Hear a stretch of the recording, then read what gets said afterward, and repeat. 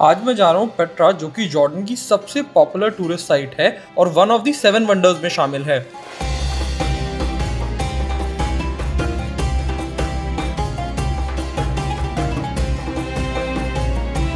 ये है क्वीन रानिया और ये है किंग अब्दुल। पेट्रा को रोज सिटी भी कहा जाता है बिकॉज जो ये पत्थर है ये पिंकिश है। तो चलिए मेरे साथ मिलके डिस्कवर करते हैं the lost city of Petra. Jordan में पब्लिक बस ट्रांसपोर्टेशन सिस्टम उतना अच्छा नहीं है, इसलिए मैंने आकबा से पेट्रा जाने के लिए बुक कराई है जेट बस, जो स्पेशल टूरिस्ट बस है और टूरिस्ट स्पॉट्स पे टूरिस्ट को लेके जाती है। ये जेट बस टर्मिनल है, यहाँ से बोर्डिंग होती है सभी बसेस की आकबा में।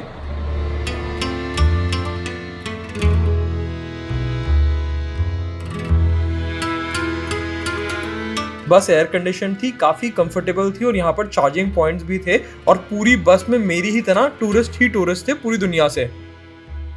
ये टिकट मुझे पड़ी करीब 12 जॉर्डेनियन दिनार की, यानी कि लगभग 1300 रुपए की।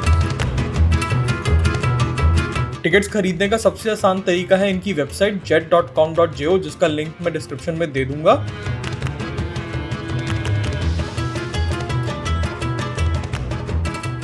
So, हमारी बस यहाँ पे डेजर्ट के बीचों बीच आके रुकी है for 15 minutes break before we proceed on to Petra.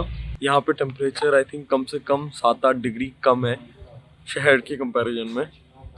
बहुत ही ठंडी हवा चल रही है ऊपर।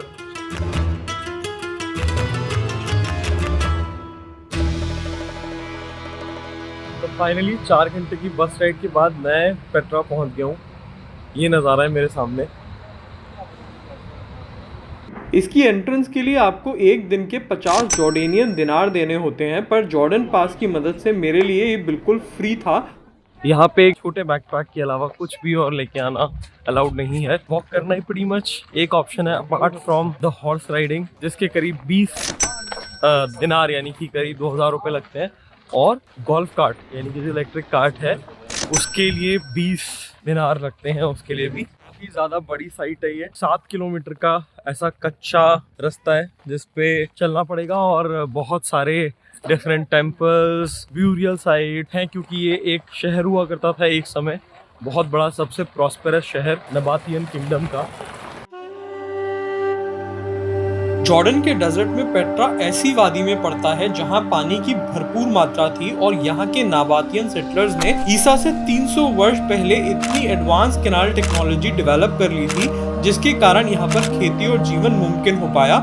तो नबातियंस ने ये वाटर चैनल्स पूरी सिटी में बनाए थे ताकि वाटर को डिस्ट्रीब्यूट किया जा सके ऊपर माउंटेन से नीचे सिटी में। अदरवाइज ये सिटी नामुमकिन थी डेजर्ट के बीच में। और यही अमेजिंग चीज़ है इस सिटी के बारे में कि ये आज से नहीं है, ये सिस्टम क्रिएट किया गया था आज से 2500 साल पहले, जो इस रीजन के लिए डेफिनेटली एक लैंडमार्क था। इससे पहला ऐसा यहाँ पर कुछ भी नहीं हुआ करता था और ये ट्रेड और कल्चर का बहुत बड़ा हब बन गया और एक पावरफुल सिटी स्टेट के रूप में इमर्ज हुआ। पर 1000 सालों की डोमिनेंस के बाद करीब 7th सेंचुरी में आक्रमणों के कारण इसका डिक्लाइन शुरू हो गया और रॉक्स में बनी ये एंशिएंट सिटी अगले 1200 साल तक रेत में धंस के खो गई।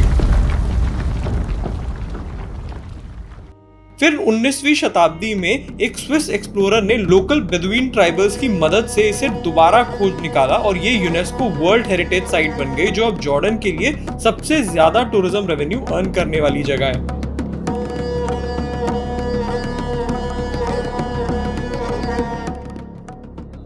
तो ये यहाँ इस शॉप में काम करते हैं। बहुत ही ब्यूटीफुल सोवेनियर शॉप है। एंड ये फ्रेंच बोलते हैं, इंग्लिश बोलते हैं, अरबिक बोलते हैं। What else do you speak? French, English. That's it? Italian as well. Italian as well? Italian, yes. Oh. Friends, like, share, subscribe. He deserves this guy. Okay, guys? Thank you, Thank bro. you, thank you, thank you so much.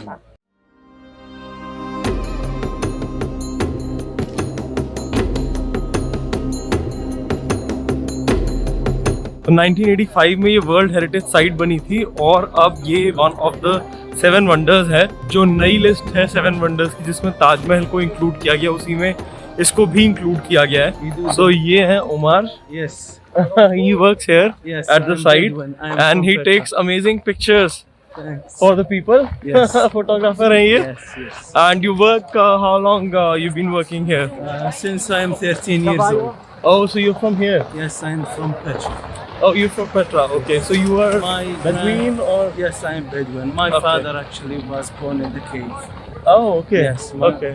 All So my the Bedouins, they still all live in the caves? Yes. Or they don't? No. They moved in 1984 when Petra became one of UNESCO sites. Oh, okay. So they had to vacate everything. Yeah, they moved them. But the government gave them housing, alternate yeah, housing? they give them houses, but it's not that big house. Okay. So, okay. but there's still like 25 family living inside the cave.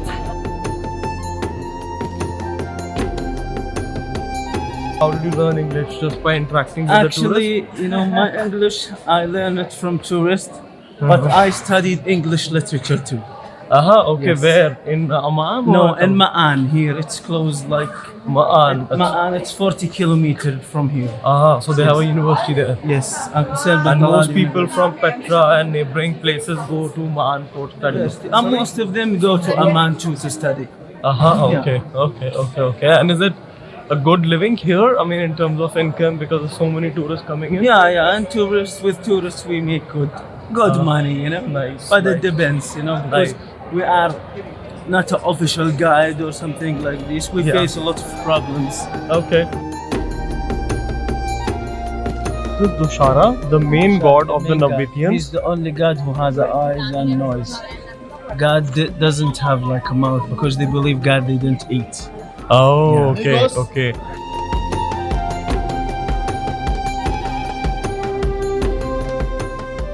What is this road called? What Sorry? is this road called? Way of the Kings, right? This is the Way of the King. King's Road. This is the main road to Petra. There's the entrance to Petra.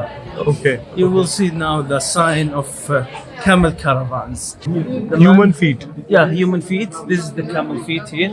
Camel feet, okay. 3, 4, okay? Uh-huh. And this is the belly. Look up. Here's the belly of a camel. Ah, okay. Yeah, body of the camel. And we have like more than 8, I think. It's over there.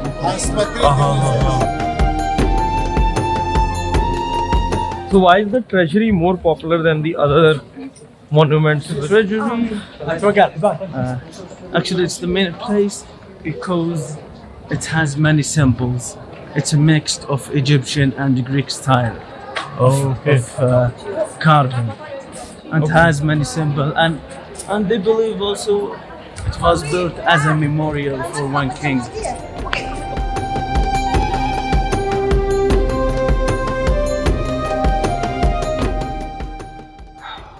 और ये है treasury यानी कि खजाना, जो कि actually burial टूम हुआ करता था. कोई खजाना था नहीं यहाँ पर. यूनिक चीज है ये एकदम.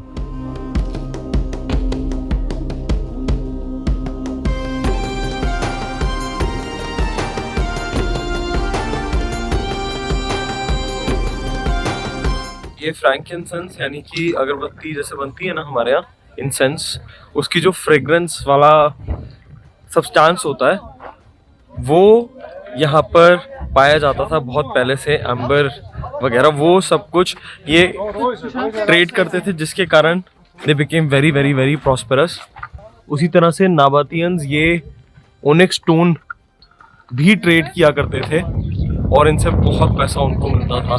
तो यहाँ ये रोमन स्टाइल कोलोजियम बना हुआ है, यानी कि वो अरीना जहाँ पर गेम्स एंड स्पोर्ट्स ऑर्गेनाइज किए जाते थे रोमन एरा में.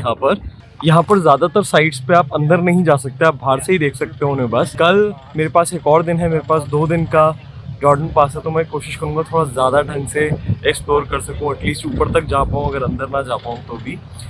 पर आज रात को मैं रुकने वाला हूँ एक बेदुइन केव होम में, बिल्कुल एक लोकल केव होम एक्सपीरियंस मैं एक्सपीरियंस करने वाला हूँ. तो अभी मेरे जो होस्ट है मुझे पिक करने आ रहे हैं, उनका नाम है Firaz. Welcome to a Bedouin cave inside of Petra. Thank you. You are really welcome.